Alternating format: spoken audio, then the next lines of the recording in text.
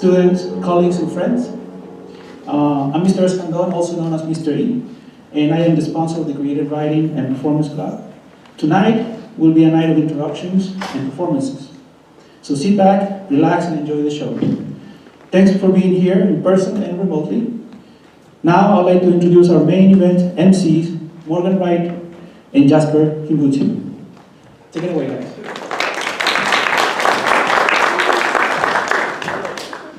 Good evening. I'd like to begin right now with a quote I enjoy by John Cleese. If you want creative workers, give them enough time to play. We need time to be creative, to find our creative selves. Too often, we as students are used to working in a box when really this is time to make messes, rip paper, and pull it all together into something beautifully chaotic. I think tonight is an example of that. We've been blessed to have the opportunity to be involved in the Right Night as the master's ceremony. It's been amazing to work closely with our classmates towards the goal of a good performance for our classmates and parents. As we finally began to see a light at the end of the tunnel in regard to the COVID-19 pandemic, working with our classmates, both remotely and in person, has been incredible. I've grown closer to my classmates through sharing our passions and motivations. While Cyrus and I will be introducing each act, our classmates are responsible for every ounce of magic tonight and should be proud of everything they've accomplished this year.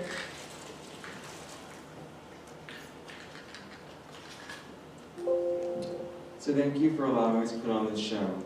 Sadly, our first act by William Shores will not be happening. Instead, we'll start with our skit.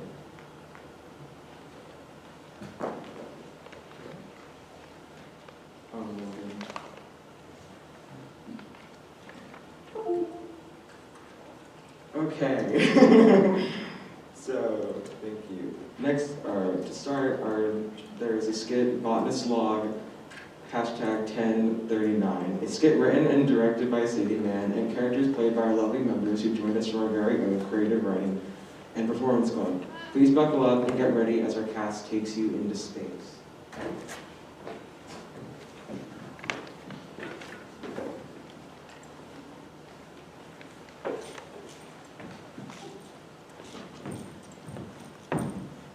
Botanist Log, number 1039. Date 04/26/2037. My name is Benjamin Bloom, lead botanist on the Trojan, the home operations of the rebel faction known as Guillotine. They've been in operation since 2024, the same year Nobu came to fruition. Nobu is the name of an extensive political movement that swept over half the world and in less than 2 years, taking over the governments of the lands of over half the world, and in less than 2 years, and entertained their speeches of empowerment and excessive property damage. The almost religious-like fever that infected everyone that viewed the atrocities was terrifying, almost inhuman. They've been creeping across the globe like a pandemic for the last 13 years, and so is Guillotine, inspiring rebellious hope and slowly pushing back the border Nobu held. However, that's all going to change today, for better or for worse. You see, in 2030, Nobu turned their possessive eyes to the stars, and the Legacy was launched. The Legacy is a space station composed with a cutting edge of technology and is half the size of the moon. Certainly a new wonder of the world, and a terror as well. The primary objective of this giant was to buy, hack, steal, or just obliterate the Earth's satellites. And for the most part, they've been successful. The few left are of high priority and belong to the scattered countries that have resisted Nobu's sway. These orbital masses of code and steel have some of the most crucial data in existence, making them all the more target for capture. In the last few years, technology has advanced rapidly, with it bringing about the newest threat to humanity, the Meraxian Catalyst. That odd but dangerous name belongs to the most potent virtual virus to ever exist, capable of decoding its way through firewalls not even the Hexagon could touch. This very catalyst was sold at a high-profile auction 3 years ago to our favorite anarchists of the decade. This brings me to the entire purpose of the Trojan and the crew aboard it, to create and vaccinate the remaining satellites with an antivirus capable of stopping, or at the very least, weakening the Meraxian Catalyst.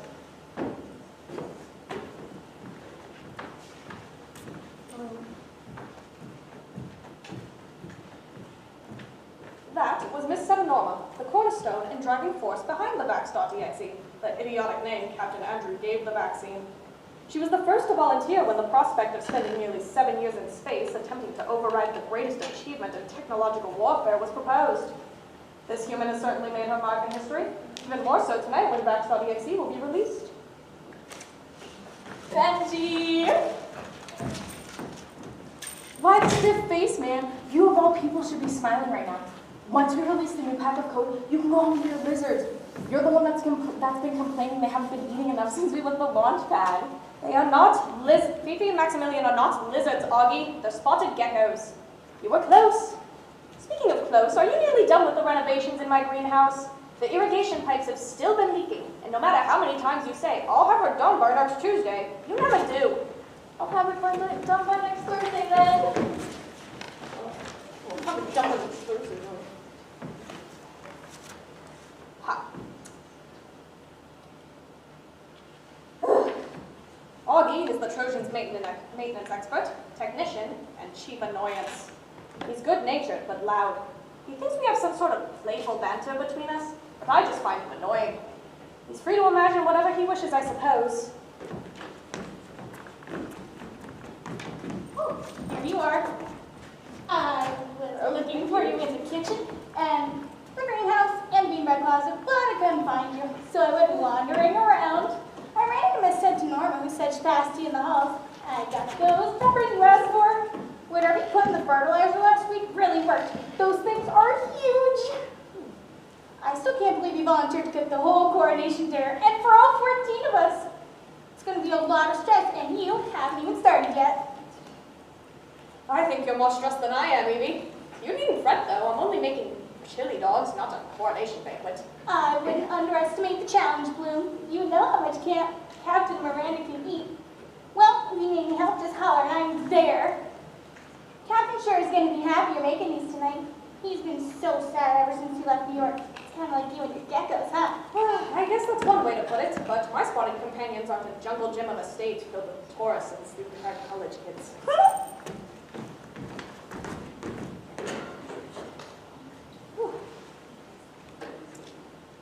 That talkative creature was Evie, the general assistant to the Trojan, a glorified title for errand runner.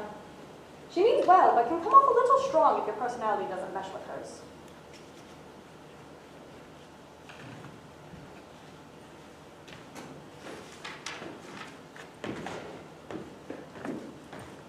Bloom, you will not believe these numbers. How high are they this week, Dr. Ezrian? Up by tens of thousands. That godforsaken skirt is multiplying the bodies by the hour.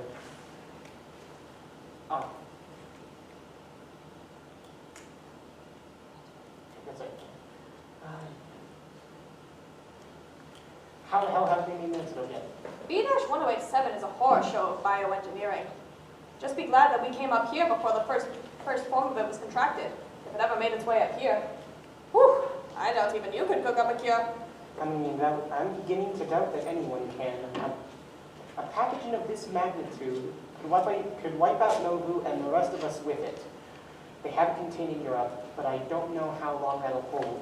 Speaking of holdings, peppers are enormous, Bloom. Why, one could hold me over till dinner. Mind if I... No. You'll spoil your appetite with that. These peppers are for the chili dogs, and after all, if Captain Andrews finds out that anyone got to try one before he, well, that'd be hell to pay. You're right. It's best not to provoke the man. He's stressed with the release of the Vax.exe after all. Oh, I must be going. See you at the dining hall.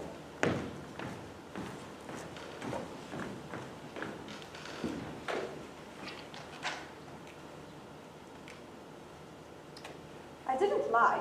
I don't expect Dr. Ezrian to find the antidote overnight. Not for a virus of this level. B-1087 is a pathogen that targets particular organs within hours of contraction, specifically the kidneys and liver. Then it will multiply and overflow the body's system with a toxin so potent, cell deterioration happens throughout the body in minutes. It's a biological weapon of mass destruction. Just how I intended it to be. I mean, I had to use my doctorate in chemistry for something. Although B-1087's key purpose is to quickly and efficiently destroy human health, it doubles as the main ingredient in my pepper fertilizer formula. It gives my habaneros a boost in their size and a little extra kick. Let's see here what we got. We got COVID-20, the uncommon cold, the black plague, the squeakquel. Here we go. B-1087. Oh, I dropped all of it.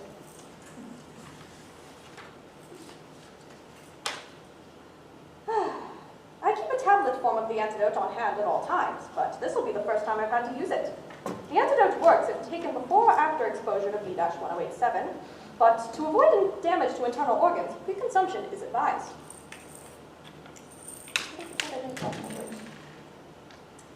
The captain said we'll be celebrating our final meal as a crew tonight, before releasing the work we've accumulated over 7 years into the stars. Unfortunately for them, Nobu has ordered me to ensure this is their final meal, period. The Vax.exe will never reach those satellites, or anyone outside of this ship. Bon appetit.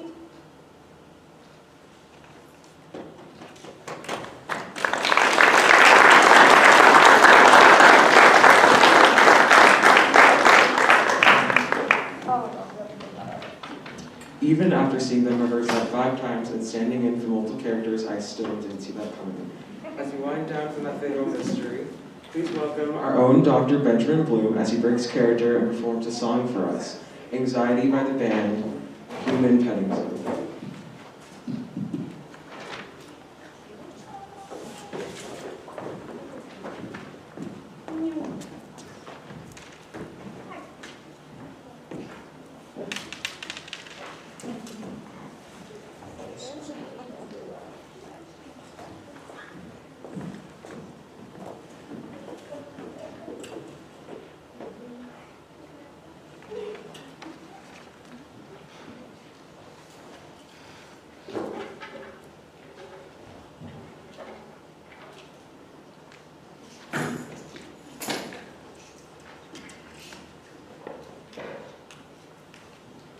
Once again, introducing Dr. Bloom.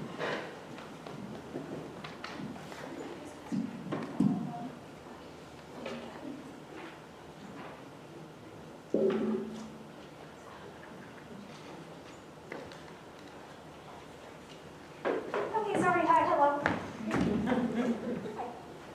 I'm going to be performing a song called Anxiety. I listened to it a lot as a kid, and it really helped me get through my own anxiety disorder.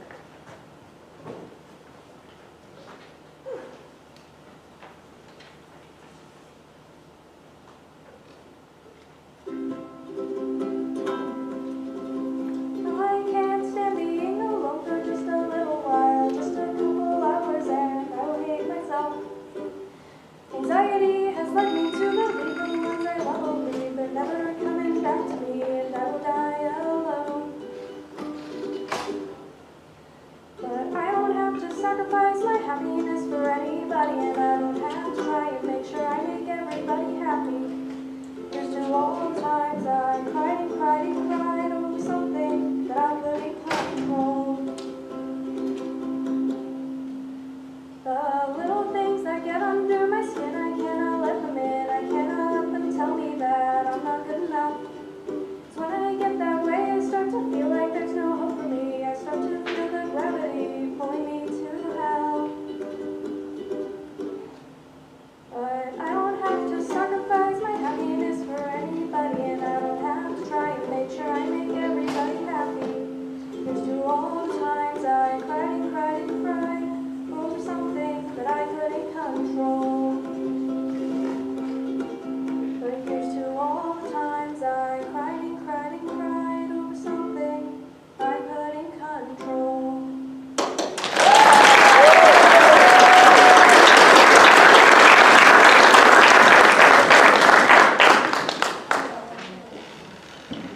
Thank you, Dr. Bloom. Now for a quick intermission while Jordan Bessette plays until the next performance. Feel free to stretch, check out the snacks in the cafe, and hit the bathrooms.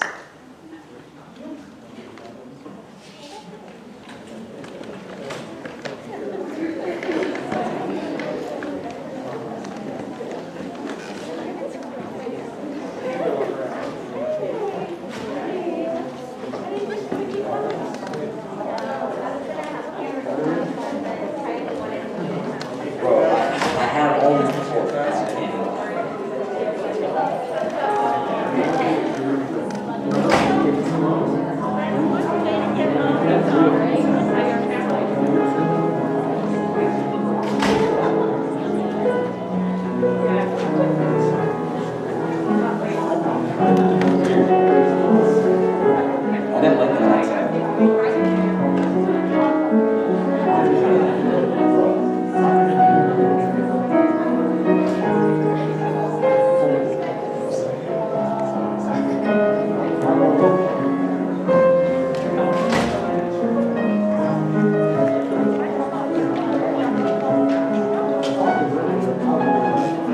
I'm surprised they let her.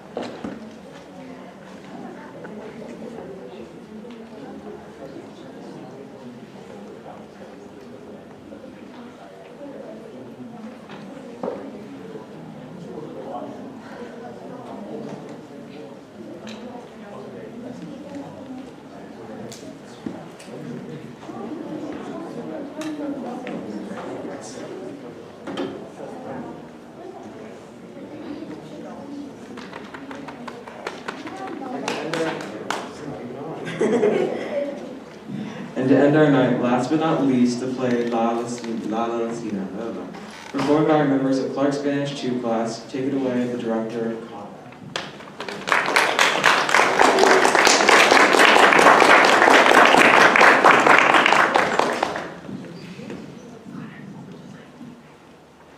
Hello, my name is Connor Benoit, and I'm the director of this amazing play, which is a modified version of La Celestina. And I welcome you all to enjoy this story that we've worked on in our Spanish 2 class for the past month. Throughout the past month, we have rehearsed, prepared props, as well as edited the script and costumes. The actors, actresses, and stagehands have all worked very hard, and I would now like to introduce to you Fernando de Rojas, the author of La Celestina.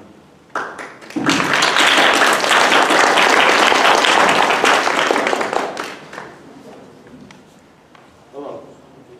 My name is Fernando de Rojas. I am the author of this book. Now, many times my authorship of this masterpiece has been called into question. They say the true writer was lost to time, but I guarantee you this is my story. As the play progresses, I will be taking a few moments to explain each act to you, to assist those of you who are a little less inclined in how to speak Spanish. Now, in our first act, we begin by being introduced to our young lovers, Melibea and Callisto. Melibea is sat in the garden, having just finished a polite conversation with her parents, and Callisto jumps her wall, looking for his lost falcon. And when he sees her, he's immediately taken. He falls in love. However, she does not reciprocate those feelings. She does not feel the same way. And she keeps him out of his garden. She is utterly disgusted by him. And Callisto, heartbroken, returns to his home and is consoled by his servants who offer a solution in the matchmaker, Celestina. And now I give you Act 1.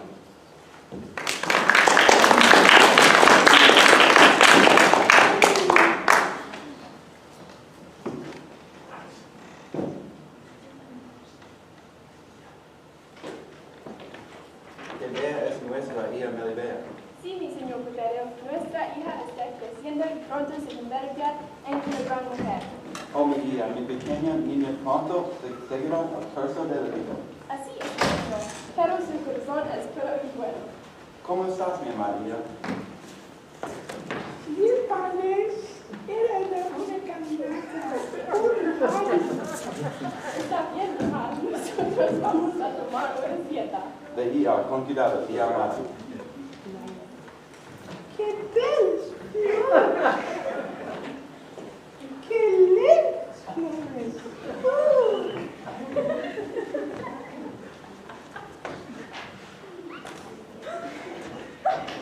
¡Qué bellas flores!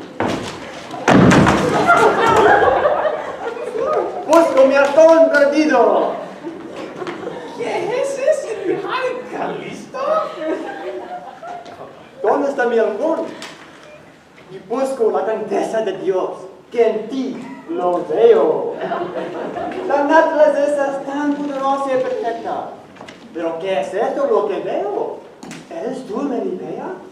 ¡Tú eres mi premio! ¿Qué dices, hombre loco? ¿Quieres que como yo quiera? Mi futuro en un tonto como tú. ¡Fuera! ¡Fuera! ¡De aquí! ¡Oh!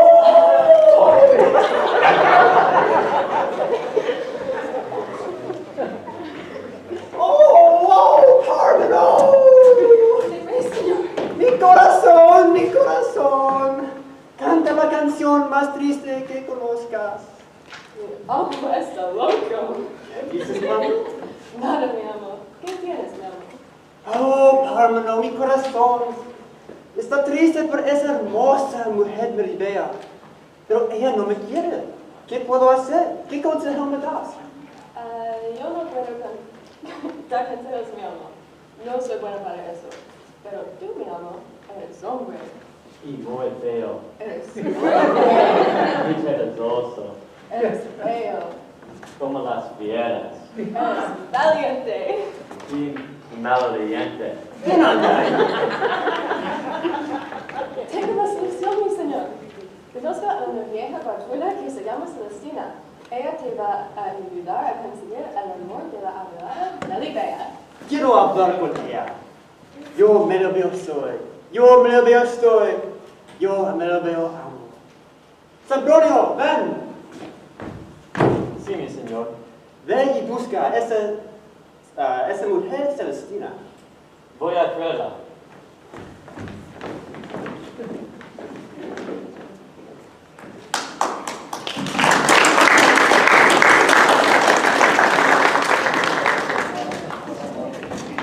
With Act 1 now completed, we move on to the next part of the series.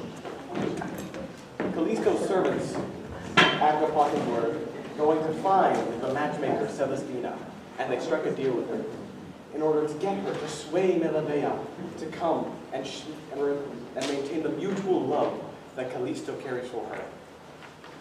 And Celestina, now fully swayed by the servants of Callisto, begins to act and works her magic.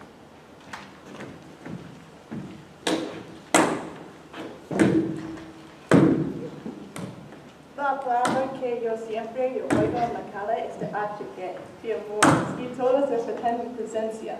Todos me saludan, nunca me canso en mi oficio, y lo mejor que veo es la puerta de la casa de Melibea.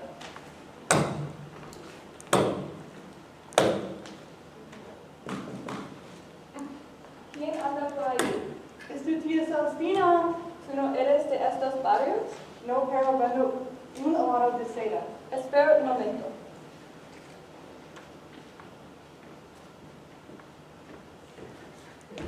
¿De dónde eres? ¿De dónde vienes? ¿Qué fue? ¿Usted no Laguna? Buenas noticias, traigo buenas noticias. Conozco a un hombre muy guapo. Su nombre es Callisto. Él es enamorado, amistoso y también muy generoso. Oh, yo sé quién. Es ese loco. Es muy tremendo que quiso saltar en mi vestido. No quiero hablar de él. Ya debes ir a tu casa, Celestina. Ya casi es de noche. ¿Quién anda por la calle a esas horas? No es nadie, mi señor Pedro.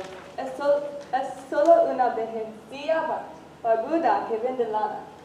Sí, pero antes debo decir, mi señor Melibea, que ese pobre loca está dulcemente enfermo por ti. ¿Ese cuánto tiempo que está enfermo? Celestina, son casi las 10 de la noche. Él tiene 23 años. No necesito saber si edad. Solo puedo saber cómo está. Por favor, mi señor, ayuda a ese pobre hombre. Él necesita tu ayuda. Tu ayuda estábamos de días y días. No creo cosa nada.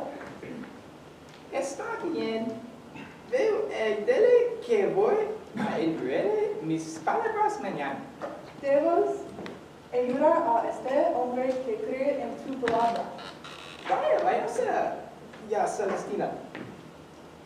Guarda a Callisto, mi pañuelo en señal de mi amor.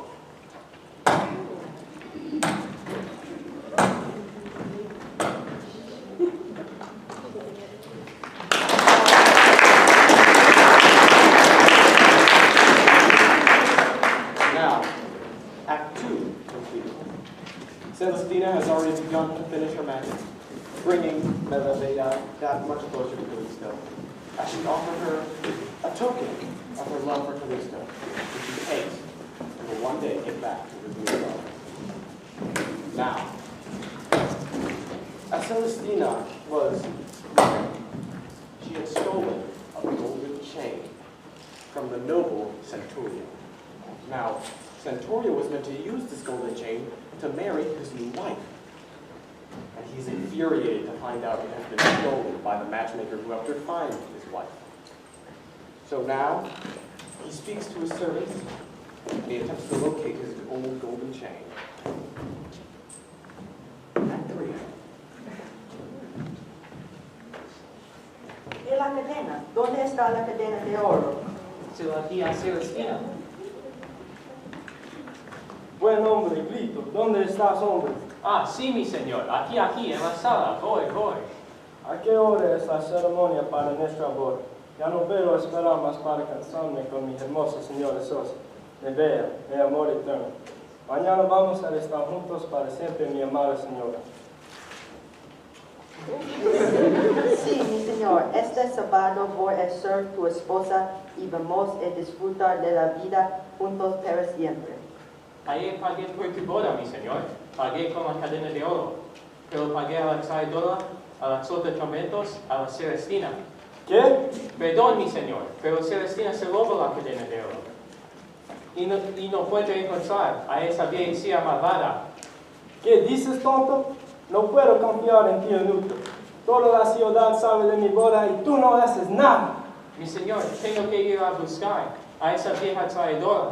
Mi señor, debo hablar con mi madre antes de la ceremonia. Sí, mi amor, ve nomás.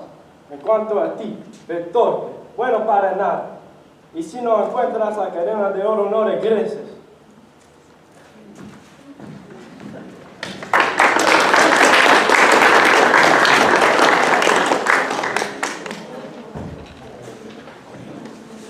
Act 3, not completed. As we move on to Act 4, the servants of Centurio and the servants of Callisto go hunting for Celestina, both infuriated with her for having stolen the golden chain. And for our matchmaker, this may be a very tragic end. Act 4.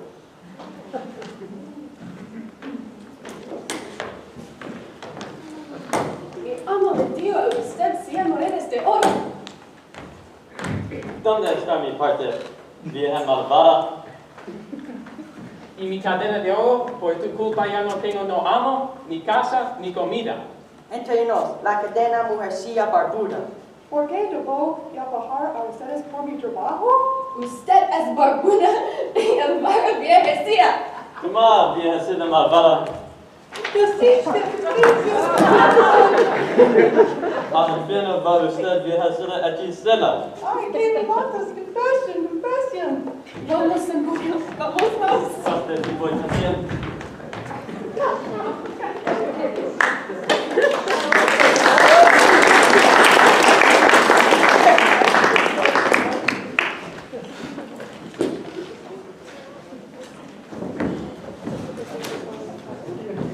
And now, we move on to our final act. The young lovers finally coming together. However, I didn't mention it quite at the beginning, but this story is a tragic comedy. The ending is not so fond as the beginning. I now give you the end of the play, Act 5.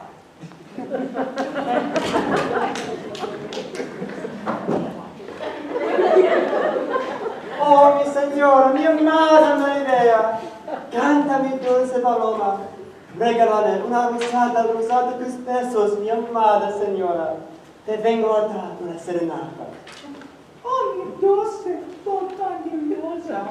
Mi señor, mi magnífico héroe. No puedo resistir tu melodía. Oh, mi corazón amado.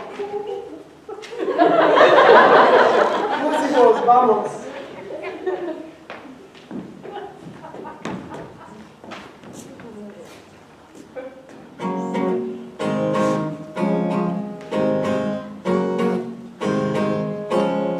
Hermoso cariño, hermoso cariño. Gracias por niño, nuevo verte, contento y feliz. No puedo evitarlo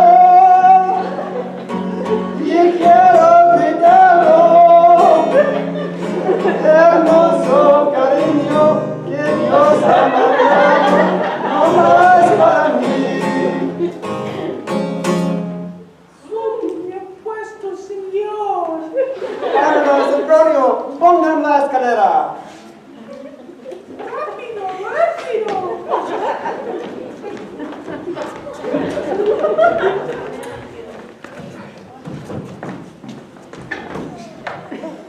¡Oh, Santa María, me cago, me contestó!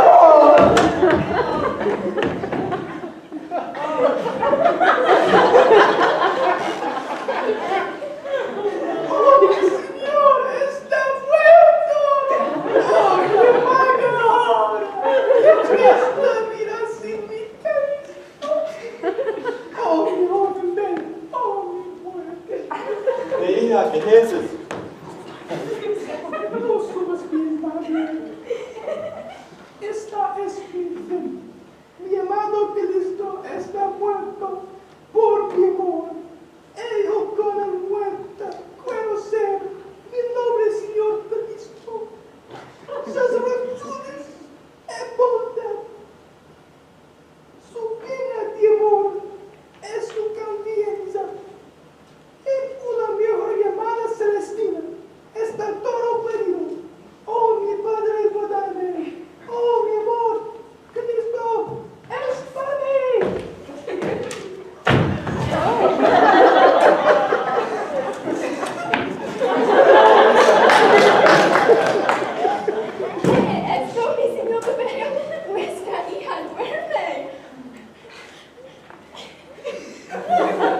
nuestro día duerme para siempre, porque esta mala suerte, este laberinto de errores, camino de espinas, flor marchita, ría de lágrimas, dulce veneno, falsa alegría.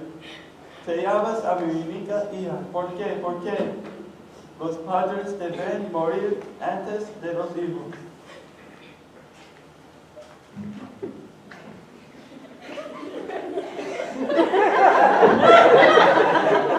And now, Act 5 has come to a close.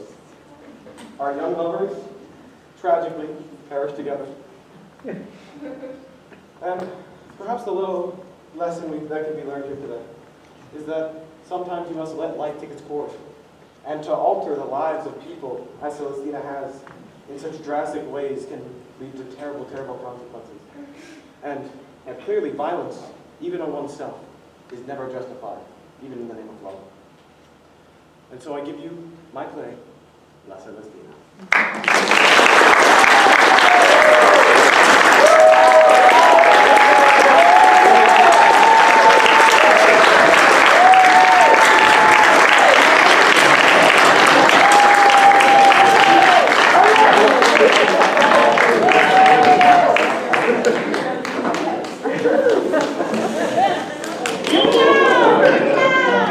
This night will truly be one to remember.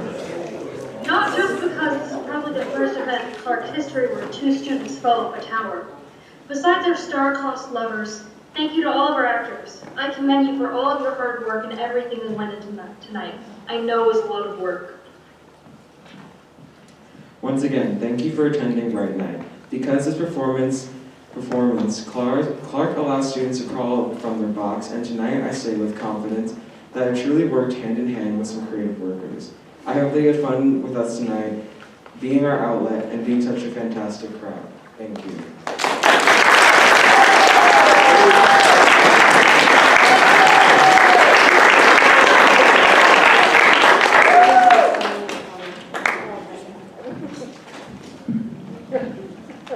Can we please give another round of applause to our performers tonight?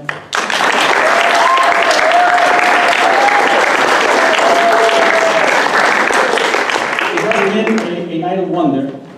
I want to thank all the performers for their performances, the Creative Writing and Performance Club members, my Spanish 2 class for their audacious determination to put this play together, our MCs, Jasper and Morgan, and the many people who have contributed in one way or another to make this event a reality. I'd like to thank the Papapanos family for their financial support, the M family for their financial support, Ms. Stacy Decker, Mr. Fernando Dominguez, Mr. Omar Anez,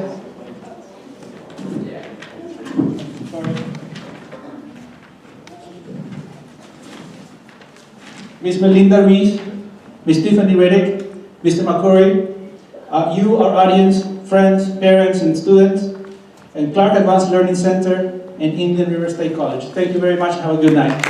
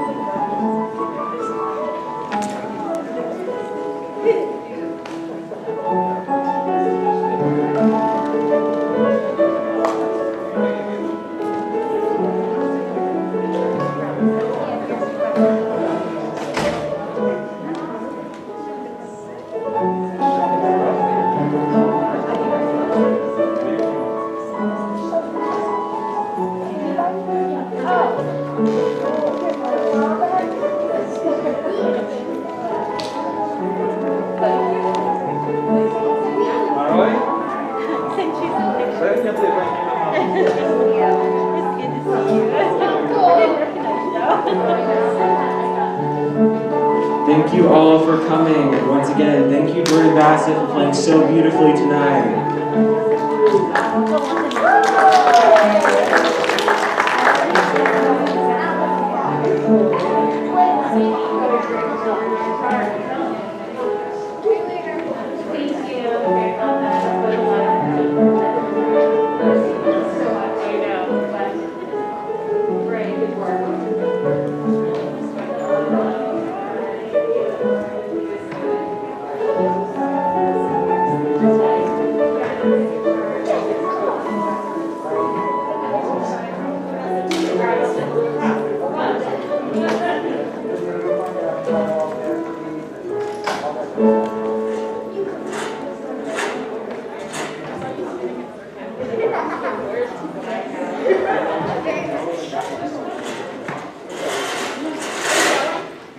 Have a great night, guys. See you later.